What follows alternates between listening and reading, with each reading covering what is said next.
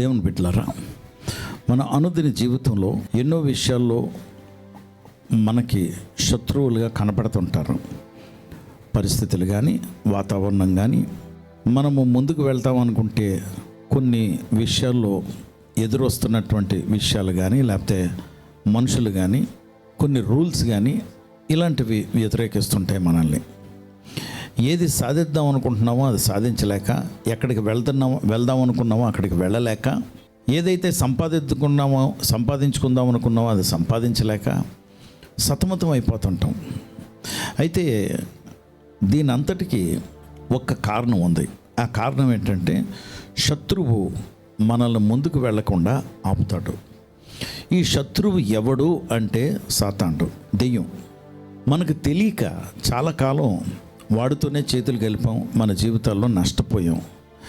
ఏం చేయమంటే అది చేసాం, ఎలాగ బ్రతకమంటే అలా బ్రతికాం. ఏమైంది?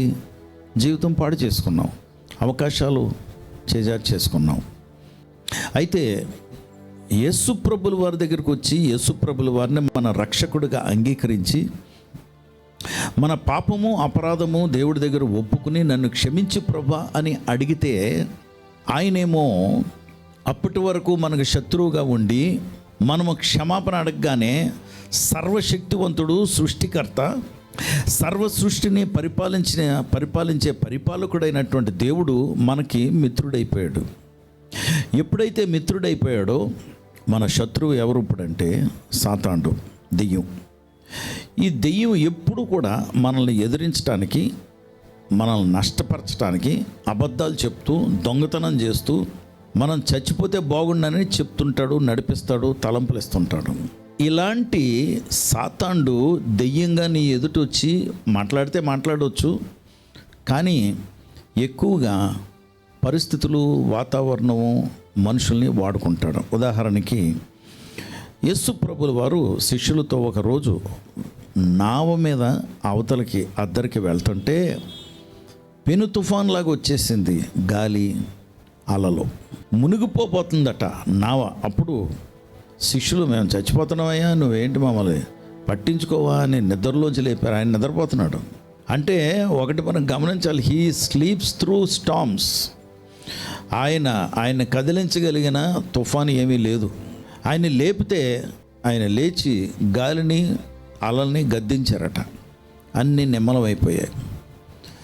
సో ఈయన నావలో ఉన్నప్పుడు ఈయన్ని మునిగించేయాలని, ఈయన్ని ముంచేయాలని ప్రయత్నంలో ఎవరున్నారు? దెయ్యం.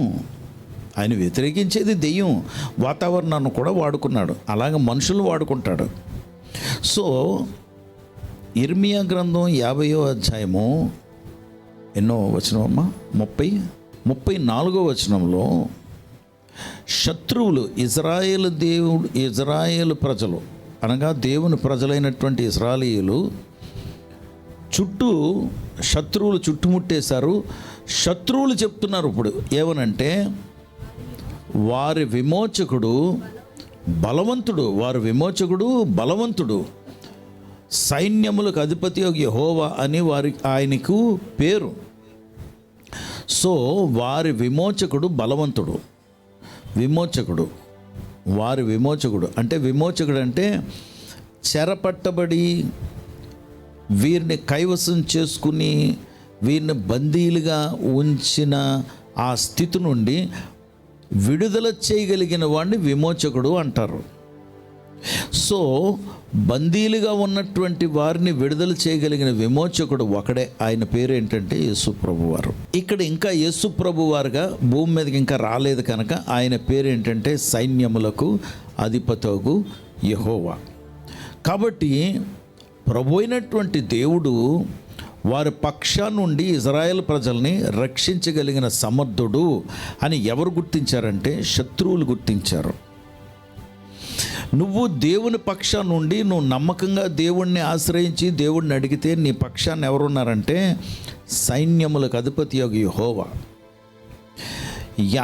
ఆయన చేసే పని ఏంటంటే నిన్ను విమోచిస్తాడు, విమోచనకర్త. He is your redeemer. అందుకే నీ ప్రార్థనలో ప్రతిరోజు నా విమోచకుడా అని చేతులెత్తు. ఎందుకంటే నిన్ను విమోచించిన వాడు ఎవడు? దేవుడు. ఆ దేవుణ్ణి నువ్వు కలుగున్నావు.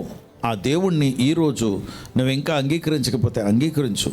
నీకున్న పరిస్థితుల నుండి నిన్ను రక్షించగలిగిన నాథుడు ఆయన మాత్రమే, ఇంకెవ్వరూ లేరు. ఇంకెవరూ ప్రయత్నించినా ఇంకా బానిసత్వంలో నిన్ను ముంచేస్తారు.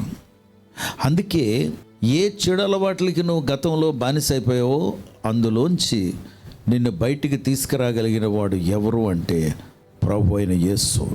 ఆయన బందీ అవ్వటానికి ఇష్టపడ్డాడు. ఆయన బంధింపబడినట్లు సిలువ మీద రక్తం కార్చి ప్రాణం అర్పించడానికి బంధింపబడ్డాడు.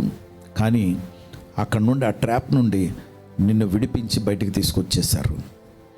ఆయన అక్కడే ఉండిపోయాడా? లేదు, అయిపోయాడు ఇతని పని అని సమాధి కూడా చేశారు. కానీ మూడో దినాన్న తిరిగి లేచాడు. ఆయన దేవుడు కనుక ఆ బంధకాలని, మరణాన్ని కూడా తెగ్గొట్టి he overcame death by his resurrection power. ఆయన పునరుద్ధాన బలముతో ఈ బంధకాలని తెంపగలిగిన వాడు. అందుకే నీకు ఏ రకమైనటువంటి బానిసత్వం అయినా ఆయన నిన్ను విమోచించగలిగిన విమోచకుడు. అడుగుదామా? ప్రార్థన చేద్దామా? ఆర్థిక సమస్యల, పరీక్షలంటే భయమా? డిగ్రీ అంటే భయమా? చదువు అంటే ఇష్టం లేదా? ఉద్యోగంలో కష్టమా? ఆర్థిక నష్టమా? పెళ్ళిళ్ళు ప్రాబ్లంలా? ఏంటి నీ సమస్య? ఆయన అన్నిటి నుండి నిన్ను విడిపించి నిన్ను స్వేచ్ఛలోకి తీసుకురాగలిగిన మన దేవుణ్ణి అడుగుదాం. పరిశుద్ధుడా ప్రభా, నీకు వందనాలు, స్తోత్రాలు. ఈ ఉదయంనైనా నీ బిడ్డలుగా ప్రకటించడం నా వంతు, నేను ప్రకటించాను. కానీ నువ్వు నా విమోచనకర్తవు ప్రభా అని నీ చేతులు పట్టుకునేవారు ఎవరంటే నీ బిడ్డలు. ప్రకటించాను, వారు పట్టుకుంటే ప్రభా మీరు చేతులు చాపి పట్టుకునేవారు, ముట్టుకునేవారు, మీరు నడిపించేవారు, విడుదల ఇచ్చేవారు. నడిపించండి. అసాధారణమైనటువంటి మీ దైవ బలంతో నీ బిడ్డల్ని సాక్షులుగా నిలవపెట్టించి మీరు మహిమ పొందమని మా ప్రభువు రక్షకుడు యేసుక్రీస్తు వారి నామములో ప్రార్థించి వేడుకొంచున్నాం తండ్రి. ఆమెన్.